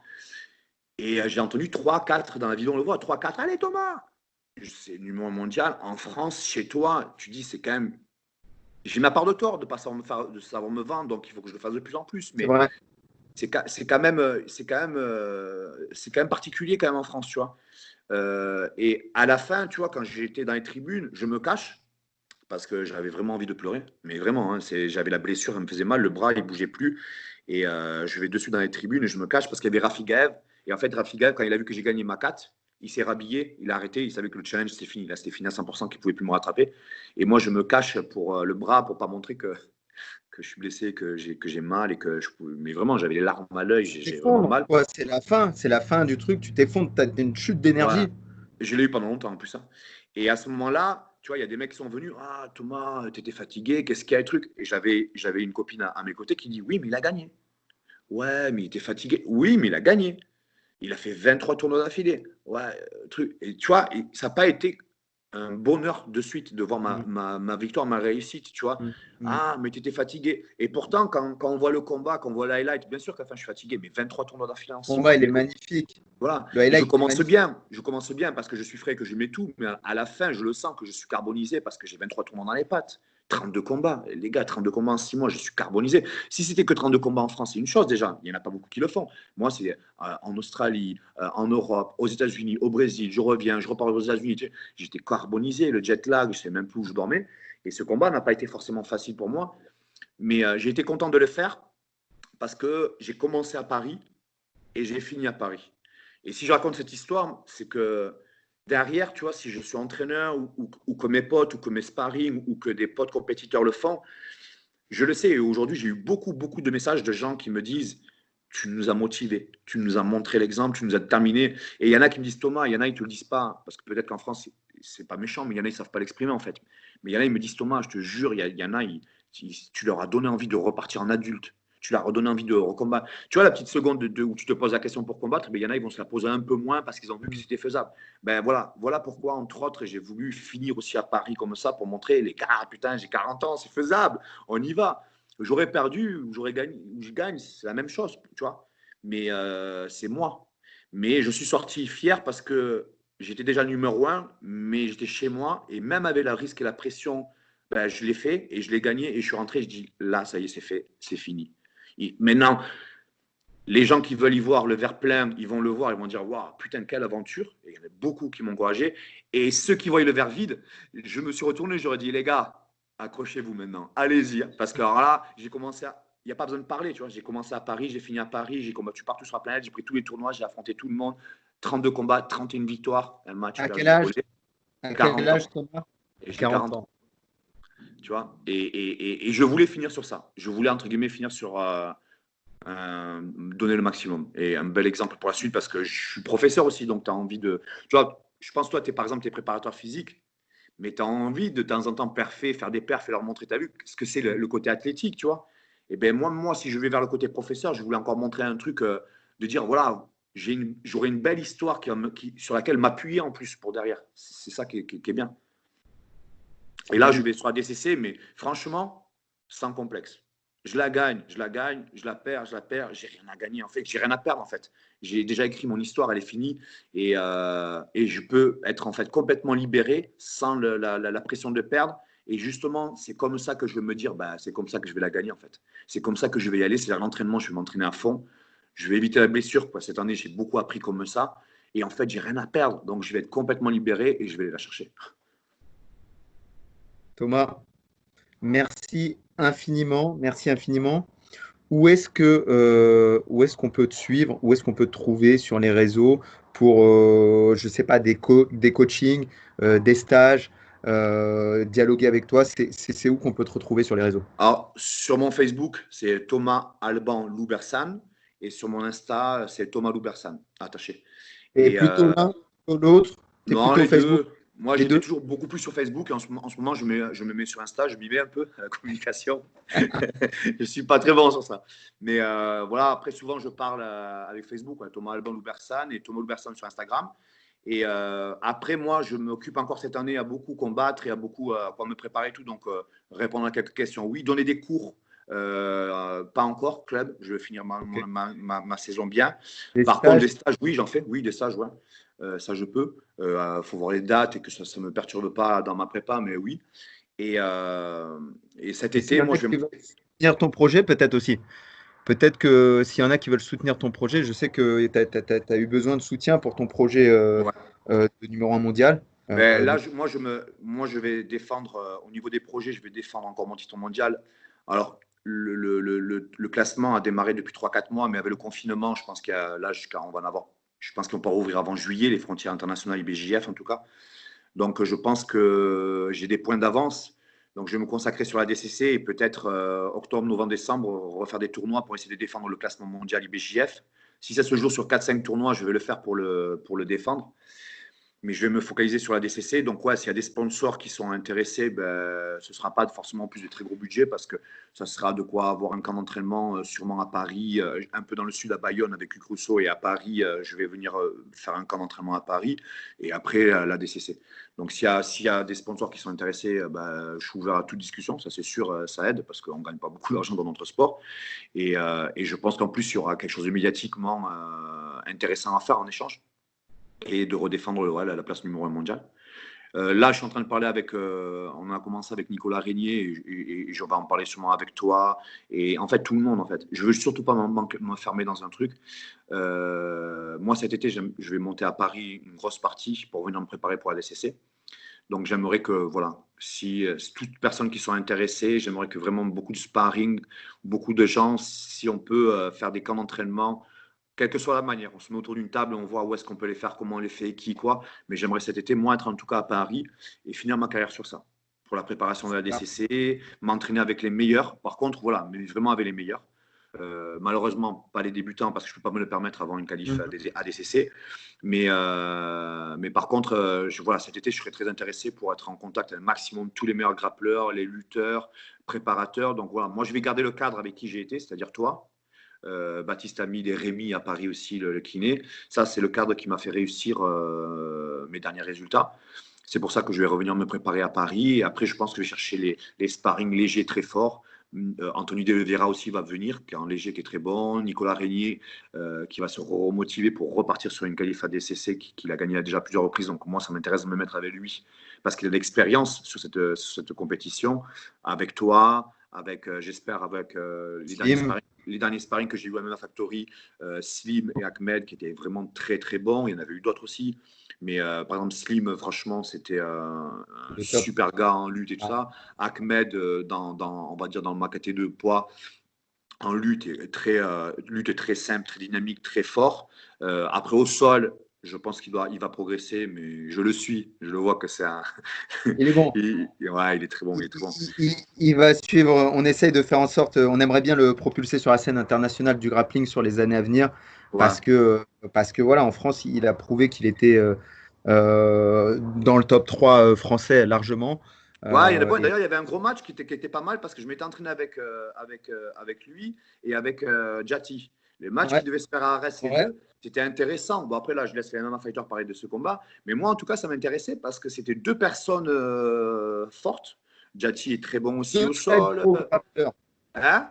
Deux très bons grappleurs. Deux très bons grappleurs, ouais. Très, très bons. Ouais. À Paris, il y en a quelques-uns. Voilà, je l'avais tourné aussi avec Mansour Barnaoui, qui est bon. Toi, qui est, même si tu es plus sur le boulot, que tu ne combats pas beaucoup, tu as un sacré bon niveau. Il y a 2-3 mecs du NCU aussi qui sont pas mal. Donc, il y a de quoi faire à Paris. Franchement, il y a des très, très bons gars.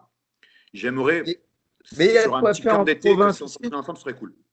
Tu l'as prouvé aussi, Thomas, qu'il y a de quoi faire en province et que pour tous ceux qui sont en province, il n'y a pas de complexe à avoir par rapport à Paris. On peut, en ayant le bon focus, on peut monter au plus haut niveau, même si on habite en province et qu'on n'a pas. Voilà. On a une qualité dans la province. On a une qualité, c'est qu'on a beaucoup plus de temps qu'à Paris. On est moins dans le stress, on court moins, donc on a le temps de s'entraîner plus facilement, on va dire. Maintenant, on n'a pas ce renouvellement de personnes, de passage, de dynamique ou de gens qui peuvent venir. Mais on a un gros noyau qui peut s'entraîner très bien dans le sud, vraiment fort. D'ailleurs, il y a moi qui étais de Toulouse, il y a Samuel Monin qui est à Paris maintenant, qui était de Nice. Regarde, Anthony De Oliveira, il est à Bordeaux.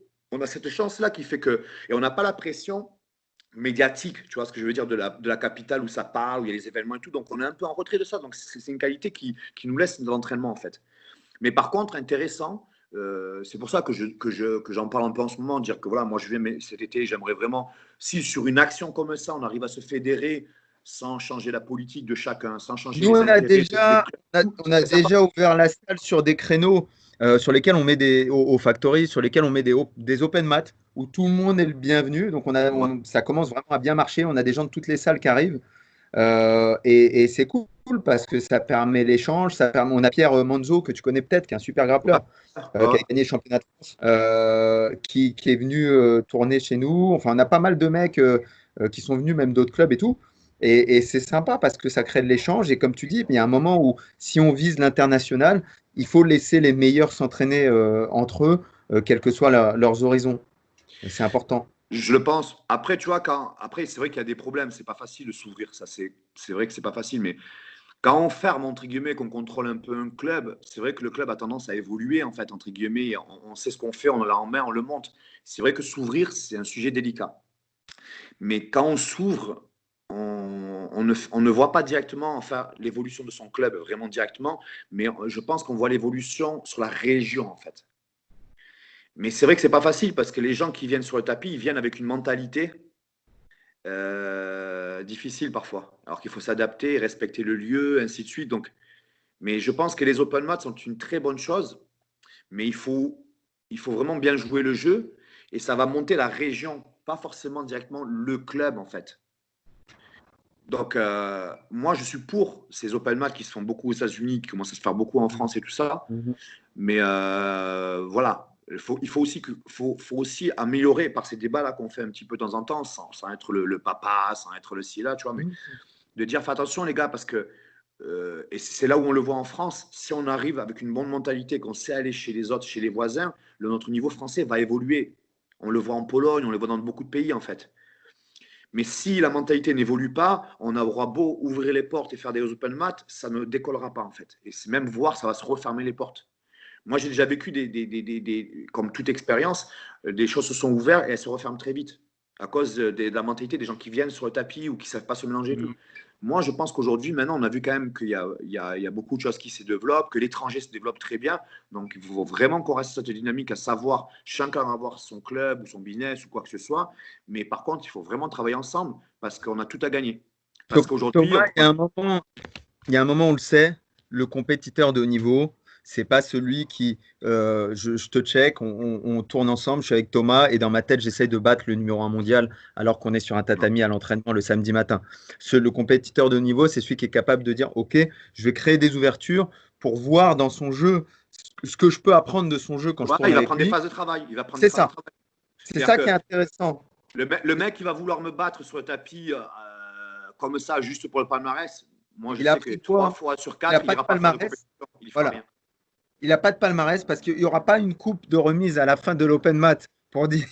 Voilà, donc il n'y a pas de palmarès Il et il va n'y a rentrer pas dans son propre d'apprentissage. piège, Nico. Il va rentrer dans son propre piège. Imagine, je fais une couille. Le mec qui va dire ouais, je l'ai fait chier, je l'ai fait taper, j'ai ci et j'ai là. Donc le mec après, il va avoir la pression pour lui faire un petit tournoi régional. Le soi-disant mec a battu le numéro 1 mondial. Il va se retrouver dans un piège, tu vois. Ouais, Donc non, le haut niveau, il sait que c'est des phases. Il sait que tiens, lui, il est vraiment fort là. Tiens, comment je vais travailler ça? Alors, soit sur du thème, soit sur des positions fortes, soit stratégiques, ou soit même des positions désavantageuses. Ça, c'est le haut niveau, oui. Le mec, il faut que l'entraînement sorte avec une expérience gagnée, en fait. c'est ça. C'est pas un palmarès que les gens comprennent que c'est pas un palmarès qui a à gagner quand on a quelqu'un en face comme ça. Un palmarès, c'est une expérience qu'on a à gagner, pas un palmarès. Le palmarès, tu peux pas, ce serait trop beau. Tu fais un match, tu gagnes. Par exemple, moi, la vidéo que j'ai mis avec Galvao, c'est pas du tout je suis meilleur que Galvao. Non, par contre, attention, arrêtez de me dénigrer ou n'importe quoi. Ça fait longtemps que je fais ça. Ça fait longtemps que j'ai battu beaucoup de grands noms et tout. Cette vidéo permet de. Et je l'ai mis qu'après mes grands titres. J'ai gagné beaucoup de choses et je l'ai mis après le BJF. Parce que oui, attendez, c'est pas par hasard que je suis 2 fois champion d'Europe, que j'ai gagné les pannes, que je suis numéro 1 BDF. Regardez, et j'ai mis la vidéo en premier où je m'entraîne avec Barbosa. Et les mecs ont fait ah ouais, quand même. Et ben c'est le numéro 1 actuel. Et cette année, c'est moi. Et j'ai mis la vidéo avec Galvo. Ah ouais, quand même. Elle ne prétend pas du tout que je suis Galvo parce qu'attention, la pression de la DCC, la compétition de la DCC, ici là, je ne l'ai pas moi sur les épaules. Par contre, attention, ne me mettez pas moins dans le sens où j'ai le niveau pour. Maintenant, il y a beaucoup de facteurs. Tu vois, C'est ça. j'ai eu les épaules pour savoir gérer les facteurs de ce challenge que j'ai fait cette année BJF. Pas beaucoup de gens pourraient le faire. Galvo sait gérer cette pression mondiale qu'il y a sur la DCC. Est-ce que je l'aurai ou pas? Est-ce que je serai le gérer ou pas? Ça, tu ne le sais pas tant que tu n'y es pas. Donc, tu ne peux pas gagner quand tu t'entraînes un gars. Je vais gagner. Moi, quand je tourne avec Galvao, c'est de l'expérience. C'est savoir est-ce que je peux contenir quelqu'un comme ça? Est-ce que je vais savoir défendre ses takedowns? Est-ce que je vais ci, je vais là? mais pas j'ai mis une guillotine, c'est bon, je suis meilleur que le meilleur du meilleur des super fights de la DCC. Mais non, C'est pas Highlander. C'est ben pas non, Highlander. Tu l'as mis une guillotine, tu prends ben son oui, scalp et tu prends sa non. force. Non, par contre, ça te construit. Par contre, ça te situe dans le niveau dans lequel tu es. Et ça te donne vraiment là, par contre, si on revient à ce que tu disais de confiance, ça te dire, tu vois, tu peux si tu veux. Mais par contre, ça ne change pas que si tu ne vas pas le prouver et le faire, tu ne pourras pas. Ce n'est que de l'entraînement.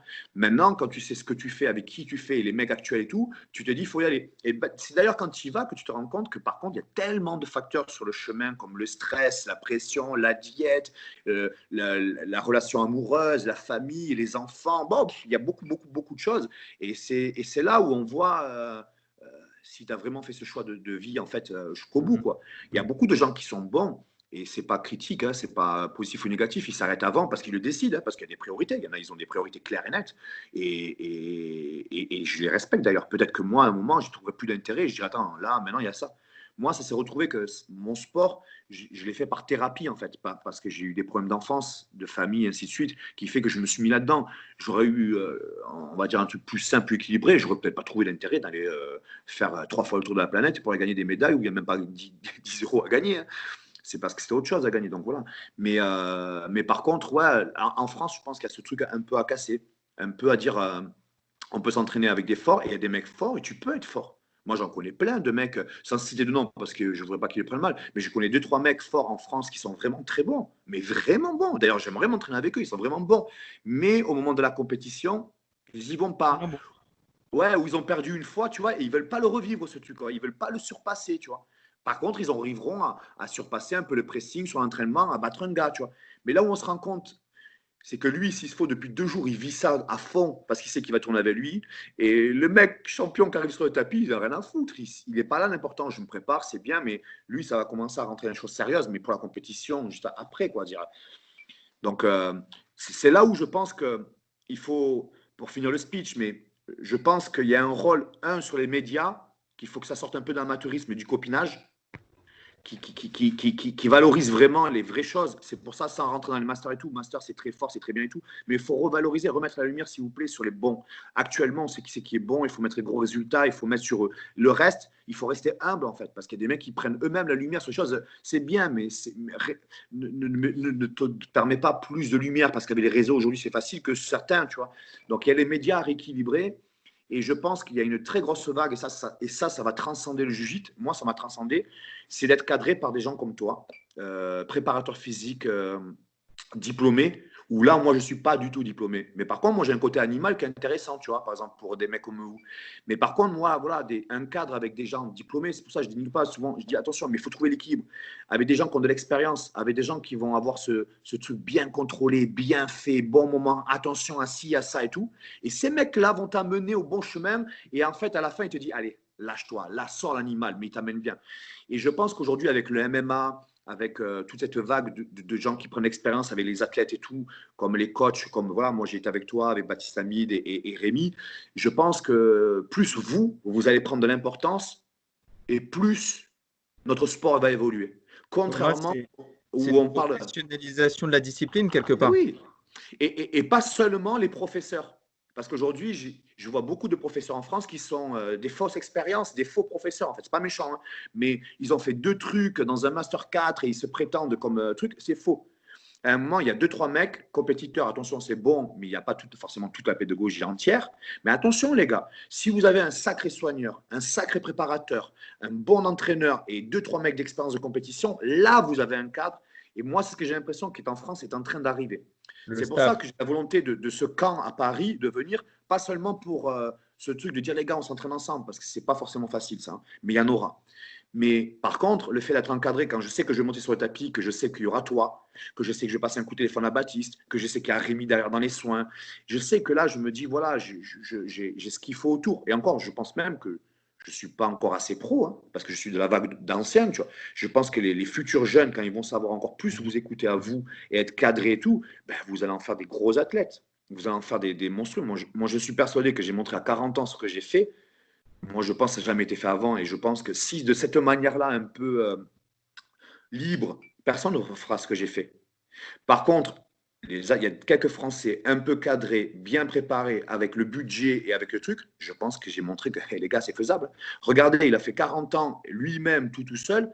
Maintenant, en tout cas avec la préparation, j'étais encadré. Mais s'il y a un mec qui aujourd'hui en France est cadré sur tout ça, et pas que sur les professeurs, c'est ça que je veux dire. Si un bon préparateur physique, et que ça va même jusqu'à la diète, jusqu'aux soins, jusqu'au truc, mais c'est là où en fait sont forts les Américains. C'est là où ils sont vraiment, vraiment, vraiment forts les Américains. Moi j'ai vu à Athos, voilà, il est suivi par médecin et tout. Hein. Bon, Il y a un staff, il encore a, une fois, un il a un staff. staff et Tu il a tout. t'entoures de gens, voilà. Tu as un staff autour, une équipe qui te permet de performer. Ah oui. C'est toute l'équipe qui entoure l'athlète. Et je pense que si on évolue sur ça, on peut, franchement, on revient numéro un en Europe. Je pense qu'actuellement, on ne l'est pas. En grappling, on ne l'est pas. Mais je pense que si on a tous les éléments, si on arrive à ressouder ça, je pense qu'on repasse devant. Franchement, je pense qu'on repasse devant parce que l'Angleterre, il y a des bons, Pologne, il y a des bons, mais si on se réunit, je pense qu'on repasse devant. Mais là, aujourd'hui, on ne l'est pas. Concrètement, on ne l'est pas.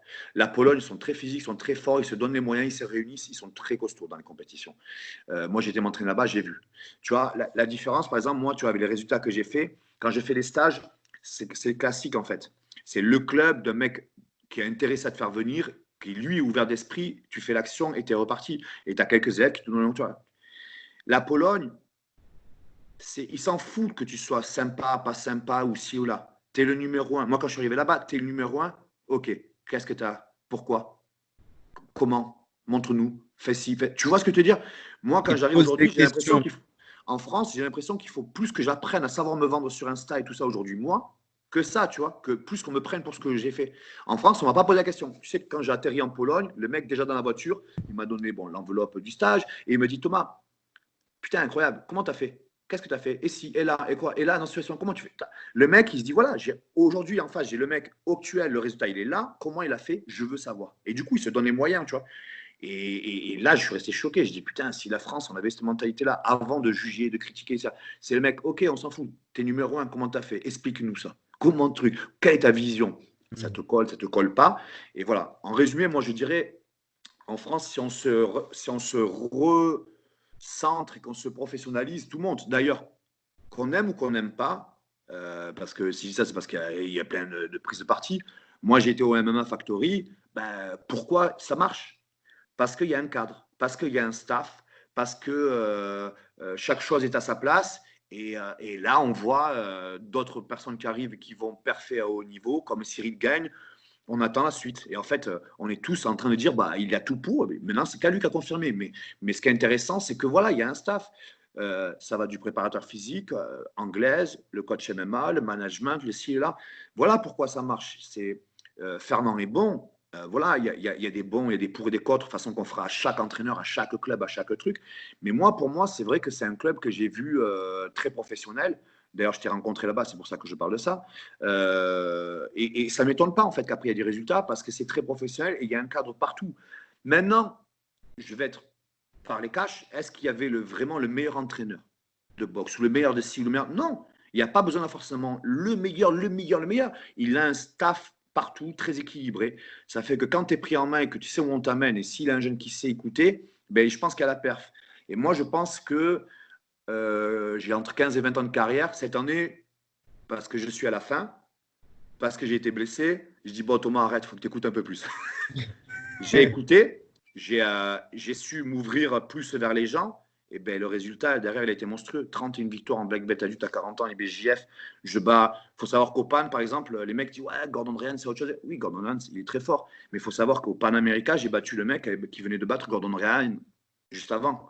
2, 3 mois avant, le mec, il a battu Gordon Ryan. C'était la dernière défaite de Gordon Ryan, c'était contre lui. Il faut savoir que, par exemple, je bats à Chicago, je crois, je bats un mec pas connu, mais très fort, Levington, qui a battu Aaron Tex Johnson, qui avait battu, c'est lui qui a mis la clé de jambe à Pena au Kazaï, juste avant le super fight contre Davo.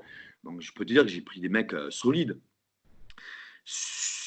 J'ai pris personne de mauvais, peut-être 2 ou 3 sur 32 combats, mais pas plus. Thomas, black belt au niveau comme ça, personne n'est mauvais. Non. On sait tous à quel point c'est difficile de combattre en black belt adulte. Tu as parcouru le monde. Personne ne finit numéro 1 mondial en affrontant des mauvais, ou alors c'est que le sport est mauvais. Non, tu as prouvé ce qu'il fallait faire pour arriver et tu as prouvé qu'on pouvait y arriver. Ouais. Et c'était un défi incroyable. Thomas, je te remercie encore une fois pour ton partage d'expérience, pour ton énergie positive, parce que c'est ça qu'on a parlé beaucoup aujourd'hui, d'espoir, on peut le faire. Pas, c'était important qu'on se concentre sur concrètement qu'est-ce qu'on peut faire et qu'est-ce qu'on a les moyens de faire. Et tu l'as dit, aujourd'hui, la France, on a les moyens d'aller au plus haut niveau possible à partir du moment où on se professionnalise et à partir du moment où on a l'envie derrière. Et C'est c'est ça. l'envie qui va déterminer le projet. C'est Donc un ça, sport individuel, donc tu es tout seul. Il y a plein de moments où tu es tout seul et ça, tu as intérêt de fort et à te sortir les tripes, mais tu n'y arriveras pas si tu n'as pas le cadre. Et il faut chercher le plus de cadre et là-dedans trouver son équilibre. Il n'y a pas besoin d'avoir le meilleur professeur ou le meilleur là. Il faut des gens compétents, mais avec qui tu as une bonne entente, avec qui tu as confiance. Mais par contre, c'est vrai que de toute façon, si c'est toi qui vas combattre, faut y aller. Il faut arrêter de réfléchir, il faut y aller. Et les moments de doute ou les moments où tu auras besoin, c'est ton cadre qui va te l'amener. C'est ton cadre. Et c'est ce cadre-là qui ne te fera pas forcément gagner tes points forts, parce que ça, c'est toi qui les as. Mais entre guillemets, mais ton bon cadre va t'empêcher d'aller dans les points faibles et va t'empêcher d'être déséquilibré, va te trouver un équilibre, va te faire garder un bon rail pour aller sur tes points forts. Le point fort, c'est toi qui l'auras. Moi, cette victoire, sans parler, je ne l'aurais jamais fait seul, mais c'est moi qui l'ai fait. C'est moi, je suis allé la chercher. Par contre, sans tous les conseils, que ce soit toi, Nicolas Haute, Baptiste Hamid, Rémi, des mecs comme Thierry Picard ou des amis comme Toufik en individuel. J'ai un ami, par exemple, on ne se voit pas beaucoup, mais on se parle de temps en temps. C'est important. Ce mec-là qui me dit Thomas, t'es le meilleur, t'es fort et tout, c'est un mec qui a vraiment confiance en moi, mais vraiment de vrai, pas juste ami. Ça me fait du bien. Et voilà. Et ce cadre, après, il va se répandre avec aussi tous les messages de soutien et ça a fait partie. Mais voilà, si je devais finir, tout est faisable, mais c'est toi et toi seul qu'il faut aller le chercher et pas d'excuses. À toi d'aller chercher les moyens. Tu veux quelque chose, va chercher. Et si tu dois aller chercher quelque chose, en tout cas dans le grappling, il n'y a pas d'argent, mets-toi le meilleur cadre possible. Mets-toi un bon coach, un bon préparateur, la diète, et reste ouvert. Reste ouvert dans l'équilibre qui est difficile, c'est de rester à la fois ouvert aux gens pour comprendre ce qu'il va faire. Et à des et moments, se tu dois centrer faire. sur soi-même. Ouais, et à un moment, tu dois dire oui, ça et ça, non. Voilà. Il y a ce petit truc qui est un peu. Mais c'est là où il y a le petit truc atypique caractère, tu vois. Mais voilà, il faut trouver le truc là. Mais moi, voilà, je suis me battre seul et je suis avoir un super cadre. Aujourd'hui, j'aurais pas fait ça seul. Mais j'ai été le chercher moi, tout seul, mon bagage, truc. Mais j'avais le téléphone, toujours en contact, toujours la petite chèque, le petit mot pour repartir. Et à la fin, on a construit, moi, mon projet, un exploit et quelque chose pour la France qui est joli. Voilà, je finirai sur ça. Merci beaucoup, Thomas. Thomas Loubersan, Thomas Alban Loubersan sur Facebook, Thomas Loubersan sur Instagram. Merci encore, Thomas. Et j'espère à très bientôt sur Paris, du coup. Ouais, merci Nico, à très bientôt. Ciao.